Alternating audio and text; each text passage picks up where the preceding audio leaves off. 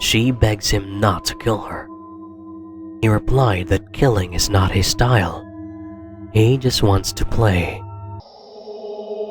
Influencers have a really bad rep in the service industry, particularly in hotels where I work at the desk. My boss, Amy, not her real name, had a strict policy of ignoring their requests. However, there was this one male surfer, Look, who frequented our hotel, and she basically paid for his room via personal credit card. Odd. This guy had just about 24,000 followers on his Instagram, where he keeps on publishing daily videos of him hanging by the poolside or on the beach. I had always suspected something was going on between him and Amy, but I never had definitive proof, nor do I feel like I should poke my nose in other people's business. Of course, my only worry is that Amy is happily married with 3 kids, though I never met her husband. I heard rumors from my co-workers that Amy got in touch with a guy when she saw his Instagram and he took pictures from our hotel. He was eating at the restaurant on the 2nd floor. Since then, he had been a regular, with Amy treating him to a free stay. Luck checked in one Thursday afternoon once again. The guy was about my age, 24, and once again, the room was already paid for. I was glad to have the bellboy escort him to his room, his usual room, 1214. It always struck me as odd that he kept booking the same room, but it does no good to speculate. Around 30 minutes later, I saw Amy walk through the door of the hotel, said hi to me, and then go up the elevator without another word. Okay. Then, the front desk phone rang. It was an outside call. The voice on the other line said, "Hi, I would like to call room 1214, please." He was very polite and sounded like a professional. Of course, the standard next question is, "What is the name of the guest you would like to speak with?" He gave the full name of Look. Check. Then I asked who is on the line. He said he would prefer not to say it. I said as per hotel policy, we can't transfer his call to a room unless he gives us his name. Then, he just hung up. That was strange, but it didn't amount to much, so I just ignored it. A few hours later, as it is starting to get dark outside, we get a late reservation to a room. There is a suite in 1201, the same floor where Look is staying. It was a name I've never seen before, but the credit card data checks out, so I approved the transaction. And after an hour, he came to check in. The man was a tall guy wearing business attire. If you were to judge him purely on his clothes, there was nothing suspicious. However, up close, he looked angry and anxious. Think eye bags and red eyes. His breath smelled of alcohol, and he was very fussy, rushing the entire check-in process. I called Jamie, the bellboy, to pick up the man's luggage and load it to the cart. As they leave, I had a really bad feeling about this guy, so I picked up my handheld transceiver, or walkie-talkie, as some people call it, and spoke to our security guy. He said he's attending to a small altercation in the poolside, but once that's done, he'd be happy to do a sweep of the 12th floor where the suspicious man is staying. He asked me if there was any real cause for concern, and I said no, I might just be a bit paranoid. A female guest came and said she was planning to go out. She asked me to keep her room key and requested me to book a cab for her. So I did. While I was busy chatting with a guard, The walkie-talkie started blaring with the panicked voice of the bellboy. He was incoherent, but the one word I heard him shout was, "Help." I told the lady that there's an emergency that I had to attend to, and the old lady was very understanding. Bless her. I ran to the elevators, and once I got in, I started talking to our security guy. He quickly understood and said he is coming. I anxiously wait for the elevator to arrive at the 12th floor, and when the doors finally opened, I saw the poor bellboy crouched on the side. He's got a gun, he says. I asked where the guy was. He said the man pulled a gun on him and told him to give him the key to 1214. Then, he heard gunshots. I wanted to check inside the room, but my instinct to stay safe was stronger than my curiosity. We heard 2 more shots.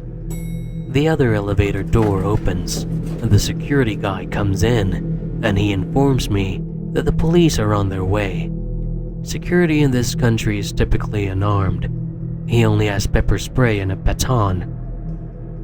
The man goes outside to the hall, his body covered in blood, and he is holding a gun. There is a short pause in which he looks at us, teary-eyed, and the security man gets ready to spray him. He asks the guest to lower his weapon. Then, the man spoke. He said, in the most weird, polite way, "Gentlemen, I am very sorry for the distress that my personal issues have cost you. I am also very sorry about the cleaning. You may charge my card. I just had to do this." The security guy tells him once again to put the gun down, but instead, he puts it in his mouth and blows his own brains off. Some of the blood found its way to my face. We sat there in shock. I rushed to room 1214, worried about what I might find, and sure enough, my fears were realized. There, in the bed, the young man was swimming in a pool of his own blood, multiple bullet wounds in his body, some of Amy's clothes strewn all over the floor. The following days were ones of mourning, despair, and cover-ups. A month later, I quit my job. I couldn't stay in that hotel anymore. I couldn't shake off the feeling that if I had refused this man's booking, that if I had known that it was Amy's husband, I could have prevented this. But sadly, when people commit these crimes, they don't think of those who are scarred by it permanently, as I was, and I still am. I've never liked Instagram. I've had many horror stories with their influencers. Nothing as dramatic as this. This poor guy faked his lifestyle for the gram and paid the ultimate price. Lizelle found modest success on YouTube as a cover singer. She then leveraged the success for TikTok and Instagram, where she had over 14,000 followers. Instagram was her main way of getting in touch with her audience. Every so often, there are creeps who send her indecent proposals or underwhelming pictures of certain body parts. Her family was always supportive of her career, even though she was quite new to it. Coming from a rich bloodline who had investments in prime real estate, her parents were happy to book her into nice resorts or fancy home rentals. On the day she finally hit 15,000 subscribers, she was in a cozy little beach shack rental home. She received a nice package of swimwear and sunglasses from her parents. They were wrapped in a nice little paper bag with letters congratulating her. Of course, she made a reaction video to the gifts. She pointed the camera at the boxes, passed through the address and the note she got from her mom, dad, and aunt. She reminded her Instagram followers to tune in for live updates on her free day swimming at the nearby beach. Maybe she will try surfing, she said. Then, she called it a day, went back to her rental place, and just watched YouTube and Netflix all night while eating a nice vegetarian meal. She felt a bit uneasy while she was watching a nice romantic comedy film. She heard what sounded like footsteps in the kitchen. She immediately got up to check on it. She peeked at the kitchen, and there was nobody there. She laughed at her silliness, thinking it was just her imagination, and went back to watching. An hour into the film, she got really sleepy and bored. It was already 9 in the evening, so she just abruptly used her remote to turn on the TV. But then, the TV went off. She could clearly see the reflection of someone. The TV revealed a hooded figure, taking a video of her just behind her. She turned around, and the creepy man, who looked ragged, wretched, and had red eyes, maybe because of drugs, stared at her. His hands deep in his pockets. He says he just wants to talk. She screamed instead. He brings out his hand, and it is holding a small pocket knife. She runs for it. The guy tells her he just wants to talk, over and over. He says he's a fan, while running after her with a knife. She manages to go up the stairs to the second floor, but he is able to grab onto her foot, making her fall. She kicks and kicks, but doesn't land any of it. She, however, is able to get free as the guy loses his balance. She quickly goes to her room and slams the door. She brings her phone out and calls the police. While she is speaking to the dispatcher, there is a loud thud on the door. The man is trying to break it down, and it is working. She gives the address to the dispatcher.